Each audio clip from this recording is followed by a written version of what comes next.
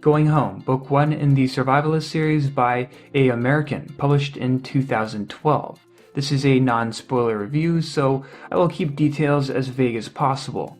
That's quite the patriotic name there, until you look further into things and realize the A is for Angry American. Probably not his real name though, just like the giant guy on the cover probably isn't really standing on that tiny road. Seriously, he's as tall as the road is wide, which, if you look at carefully, is actually supposed to be 2 lanes. The divider is just faded or photoshopped out of the foreground. Funny stuff. Anyway, getting to the book, it takes place in the wake of this massive electrical blackout in which Morgan Carter, this avid survivalist, finds himself stranded some 250 miles away from home. As the title suggests, it's about his journey trying to get back. This is the kind of story you might get if you were to combine the scope of Stephen King's The Stand with the mystery and focus of Cormac McCarthy's The Road. I'm not talking about quality here. The Stand is a much more memorable book, but I feel like the comparison makes sense.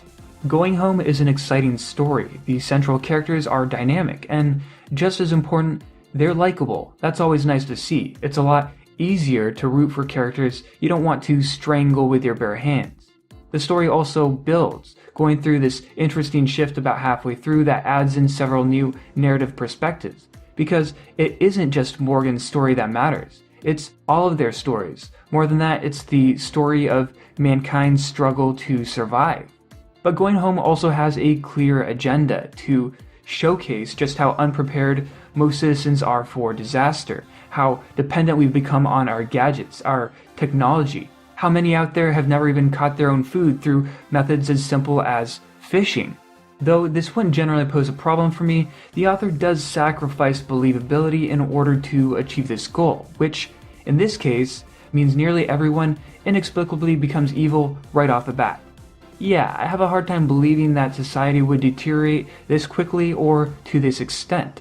Sure, people would panic, wondering when, if ever, the power will return. Some would probably start looting, as we've seen in the past with several hurricanes. But fear wouldn't immediately turn the population into trigger-happy murderers and rapists when resources are still so plentiful. Despair and desperation, they set in way too quickly. Why are social values so quickly thrown out the window? I mean, come on. The entire book spans less than a month. These fictional characters, they need to sit back, relax, grab a beer, well, maybe a water instead, given how crazy they all seem to be. Just because people suddenly have no power, no running water, and few running cars, doesn't mean the world would go completely mad. We are, by and large, rational beings with occasional irrational impulses, not the other way around.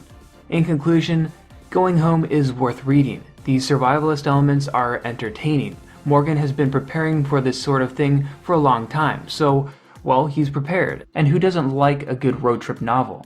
I'm giving this 4 out of 5 stars. It's entertaining and pretty grounded for a post-apocalyptic novel. The survivalist elements are cool and they're informative. I just didn't care or buy into a lot of the side characters.